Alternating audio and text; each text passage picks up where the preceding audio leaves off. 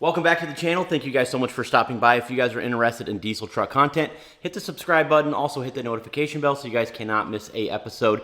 In today's video, we're going to go ahead and talk about what is the best Duramax to own. Several months ago, I went to a diesel shop in Indiana called Dirty Diamond Diesel, and I interviewed the owner and asked him what is the most unreliable diesel to own. And if you guys want to check out that video, I encourage you guys to do so, but we're going to stick with Duramax right now. Now it's a big topic and I cannot wait to read the comment section. It's going to be fun, but I'm going to bring this whole conversation back to reality and see what's going on in the real world. Not to mention what is the best bang for your buck. But before I head to the diesel shop, let's go ahead and cover this really quick so you guys have an understanding about the acronyms that I'm going to be throwing out. Like for example, LML. It might get annoying, but if I explain it to you, you'll understand. And I did want to plug this in before we get started. My channel, once again, is under attack. A lot of you guys are not being notified if I post a video. The channel is really dying. So do me a favor, hit the subscribe button. If you're not already subscribed, you probably are, and your subscribe button is unclicked. Hit the subscribe button, hit the notification bell so you guys cannot miss an episode. Like this video, I would so appreciate that. But with all that being said, let's dive into this topic right now. So let's go ahead and start with the OG, the LB7. This was the first Duramax that GM put in the heavy-duty trucks, and I gotta say, it was an absolute beast for its time. And we all know it came with huge issues like, of course, the injectors. They were notorious for failing, and I gotta say, replacing them was not cheap. And the reason why I say that is because they are buried under the valve covers. And listen, if you find one that had its injectors replaced with the updated Bosch design, then you got yourself a solid truck. Without that little fix, this truck was a nightmare to work on. And this is next up on the list, your 2004.5 to 2006, they call it the LLY. So GM fixed the injector problem, but introduced a new headache. And if you've already owned one of these trucks or currently own one, you already know what I'm gonna say, overheating. And these trucks would get hot, especially under load or when towing. A very common fix for these LLY Duramaxes was to take a 2006, 2007 LBZ turbo mouthpiece off of one of those trucks and simply install it on an LLY, and usually that would solve the overheating issue. But most owners would fix this problem with the aftermarket turbo mouthpieces, also the upgraded radiators, that's a big one. But once sorted out, the LLY Duramax is reliable and it can make for good power. Now moving on, the LBZ Duramax, your 06 to 07, it's kind of an annoying term that people throw around. They call it the holy grail. I mean, seriously, these engines are hyped up. Most people go after them. We'll talk about that more in this video. But the LBZ Duramax is the one to get. A lot of people love these trucks, and I think they're going to be on the road for a very long time. Now, these trucks were notorious for having emissions problems, especially the EGR valves clogging up, but the good news is they did not have a diesel particulate filter. But let's just call it how it is. Stronger internals, better tuning from the factory, and rock-solid reliability. And don't get me wrong, the LBZ comes with its own set of problems, but the biggest problem, I would say, is they're too overpriced. They're too expensive because everybody wants them. But moving on to the 2007 to 2010, or if I could be more specific, 2007.5 to 2010, they call this the LMM Duramax. So the LMM introduced the diesel particulate filter, and that's where the problem started. The DPF systems, guys, on these trucks, they clog up, they cause poor fuel mileage, and they also create extra heat, but the engine itself is strong. Basically an LBZ, I mean, it really is. It's very, very similar. I've owned several LMMs in my life, but I gotta say, that's the weak link. If you could just remove the emissions and tune it, I think you'll be fine. All right, now the LML. But GM introduced this generation in the heavy-duty trucks from 2011 to 2016. Hey, let's just call it how it is. This engine is an absolute beast. It's a step up in power, especially with the brand new designed fuel injectors, but of course, more emission systems like DEF, diesel exhaust fluid. But the weak spot here is the CP4 injection pump or the fuel injection pump, which is known to grenade and take out the entire fuel injection system and also the diesel exhaust fluid system failures. I don't want to go into that, but most owners do swap it out with the CP3 conversion to avoid the CP4 disaster. But taking a step back, like for example, the 06 to 2010, they did have the CP3 Bosch injection pump in there. A lot of guys would use that pump and put it in the LML Duramaxes, which would solve your problem. Unfortunately, the LML CP3 conversion kit, just the kit alone, you're talking $2,000, not including the installation. I would say the biggest answer to this problem for these LML Duramaxes is to do a CP3 conversion and just delete that bad boy, and that truck would be awesome. But finally, the L5P, we're just gonna go with the 2017 to present. Of course, they did change it over to the 2020 with the new body style. This is GM's modern Duramax, and it is a monster right out of the box, guys. We're talking about over 900 foot-pounds of torque. It fixed a lot of the older problems with a completely new fuel system and stronger internals. But of course there is a downside. The first thing that came to my mind would be the injector pigtails, which would fail over time. But the electronics are heavily locked down as well, and that makes tuning way more expensive. So if you are into that kind of thing, if you were, let's just say, to tune a older Duramax, it's going to be way less expensive. But when it comes to reliability, I got to say that this is one of the best Duramax engines ever built, hands down. It's completely re-engineered. But how does this come down to real life situations? We're going to go ahead and head over to Dirty Diamond Diesel. It's in Moreland, Indiana. Also, I do a lot of YouTube videos with them, and I think this would be a great opportunity to interview a diesel shop owner and ask him what comes in the shop the most. Before we do that, which Duramax is the best to own? If money is no issue, the LBZ is definitely the sweet spot after everything I spoke about. I mean, we're talking about reliability, in a sense, pre-emissions. Of course, it doesn't have the diesel particulate filter, the DPF, but let's just say that this generation is loved by everybody. But if you want something newer, I would say that the L5P is hands down the best modern option. And for the budget guys out there, I would say a well-maintained LLY Duramax. Also the LMLs, with the right fixes, of course, can still be a great truck. And at the end of the day, every Duramax has its quirks, but if you treat your truck right, do the oil changes at the correct intervals, maintenance is of course key, your truck will treat you right for many years to come. So I'm done talking about all the generations, all their acronyms. Let's head over to the diesel shop right now. Diesel shop here. If you guys want to check them out, again, I will leave all of their information in the description below. But man, they are killing it. They're crushing it here, constantly day in and day out working on diesel trucks. Anywhere between Duramax, Power Stroke, and Cummins. We did a video a couple months ago about what's the, I guess, the diesel to stay away from. And the big consensus was the 6.4 Power Stroke, possibly LML Duramax. We didn't really hit on the LLY Duramax too much. 6.0s obviously have their issues. We have a bunch of different generations of Duramaxes. Which one is the one to own? Because you work on them all the time. I mean, what are you seeing coming in the shop that you would say, if I had to pick one, maybe two different types of Duramaxes, which one would it be? As a consumer in today's world, I think the best one you can go buy right now is definitely an L5P. If you want something newer, if you want a lot of the newer features and stuff, preferably, if it was me, like a 17 to 19, so I can get that 6-speed tried and true transmission.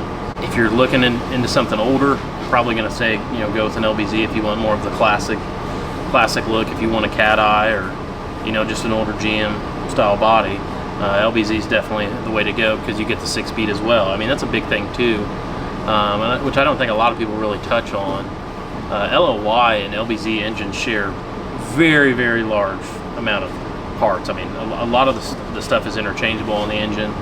The LLY obviously runs a FICM as part of the operating system. As far as, you know, the electronic side to go, the LBZ is just strictly an ECM. You hear LBZ and why it's gained its popularity, I think, is a combination of not only, you know, a pretty good engine, but also that 6-speed. Major engine repair, which is primarily what we do here. It seems, and not to kind of get off topic here, but a lot of shops have kind of their own niche and stuff that they get into.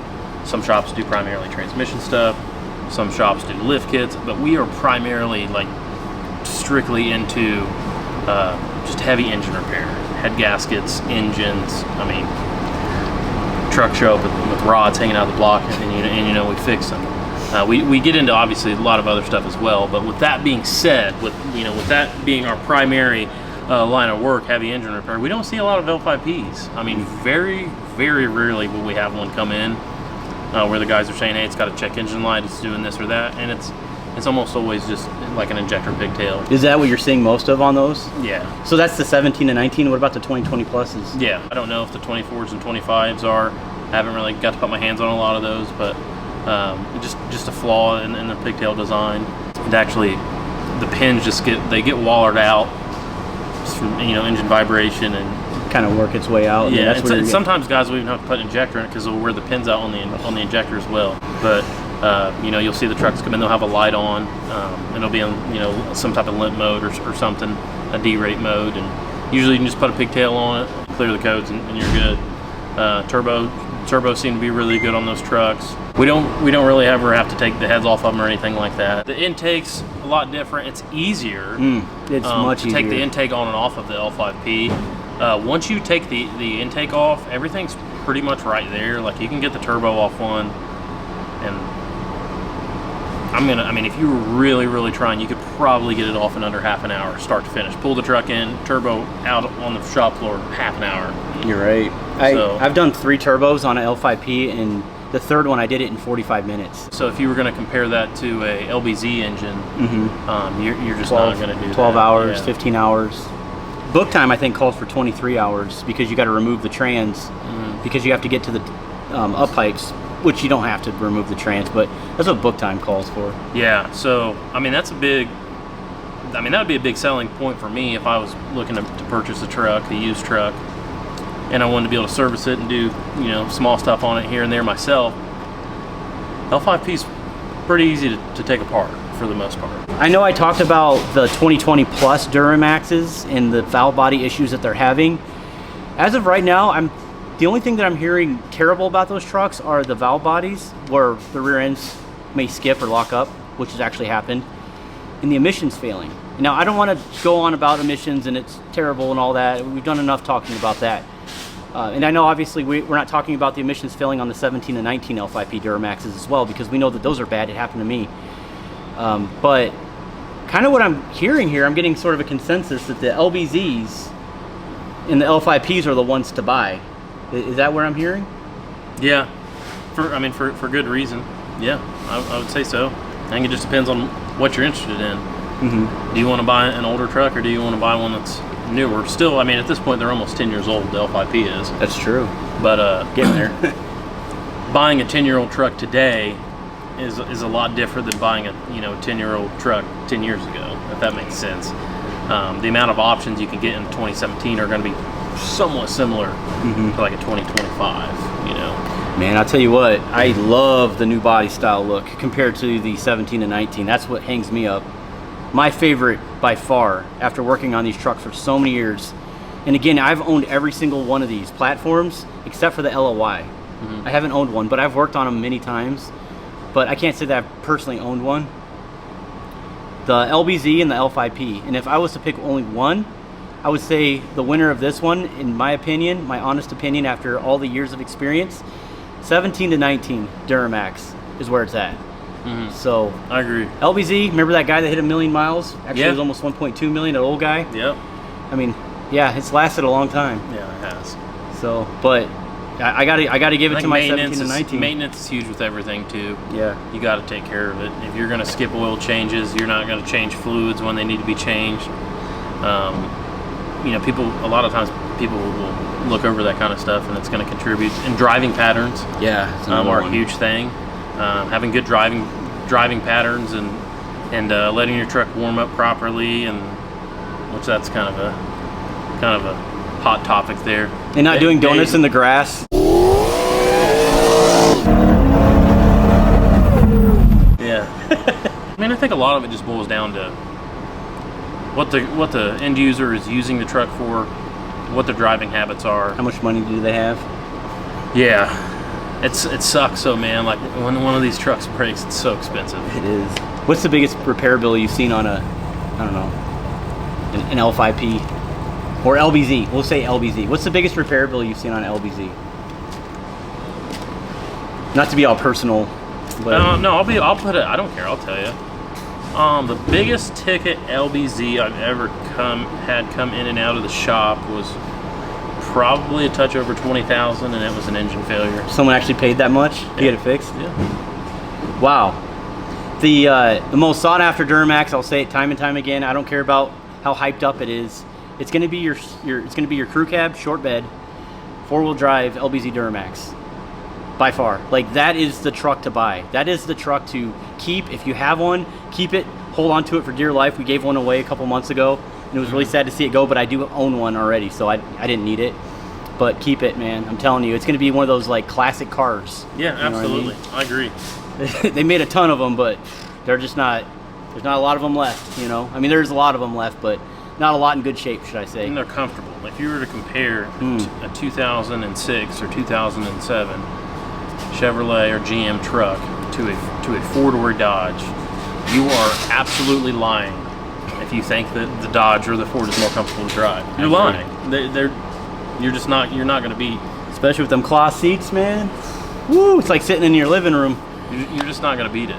Well, all right, that's it, guys. I appreciate you watching all the way till the end. I know this is kind of a lengthy video, but it was good to be able to get Dylan on the channel again, talking about his experiences with working on these trucks every single day. And again, if you guys are interested in bringing your truck in for repairs, maybe an overhaul, maybe some performance goodies. But yeah, I mean, absolutely. If you guys are interested in having us work on your truck, we've had several people that watch Josh's channel reach out. We've been able to help them out with, you know, their project or whatever they have going on. We're located in Moreland, Indiana. We're about 45 minutes east of Indianapolis. And I've had guys bring trucks from Illinois, you know, Ohio, Michigan, Kentucky. I mean, all the surrounding states, just because they see what we do on your channel, and then they want to go somewhere they can trust who's working on their truck.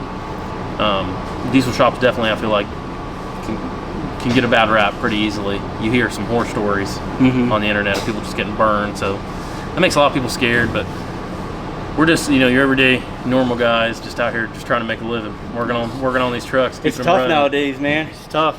Economy, just, I don't want to go into that. All right, well, thanks again so much for watching.